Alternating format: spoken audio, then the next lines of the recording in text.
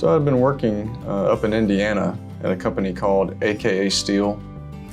I'd been there for almost 8 years, and at that time I moved here in 2010.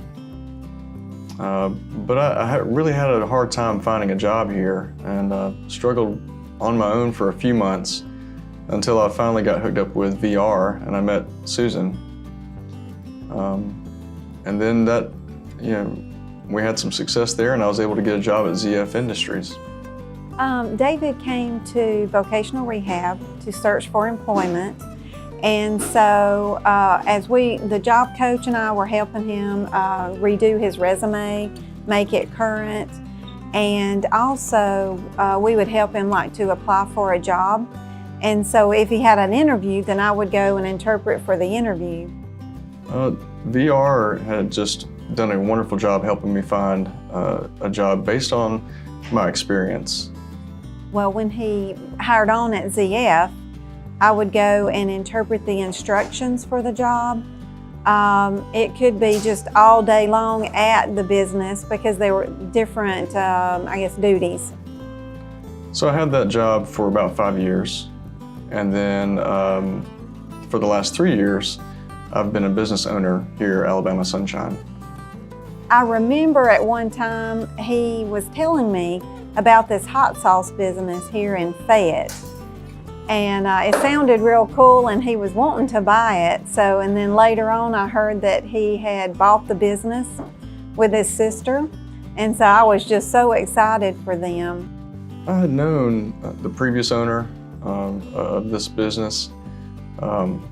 He was an older man. He had gotten up into his 80s, Fred. And one day he approached me, he said, "Hey, I remember you had asked me about buying his part of this business." And I said, "Yeah, I'm still interested in buying it if possible." Other deaf people have heard about David and his business, and so it is very beneficial to the deaf community. So I did hire a couple of deaf employees here. Got Jonathan and Jacqueline. Yeah, Jonathan, he's the first one that I hired. He's been here the whole 3 years that I've been here.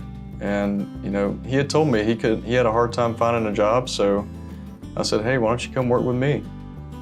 And he's a tremendous help, and he knows all about the job, and he's been great. I think it's wonderful that he has employed deaf people. He sees the struggle himself with trying to find employment. For deaf people, they have all of this ability, but then people see them that they can't hear, so they think they can't do the job, and really they can. So I've got experience working in factory settings. And a lot of people, they'll look at my resume, and then they'll have concerns about the fact that I can't hear. But I would just want to say, hey, that doesn't matter. Just look at what the resume says. That says it all.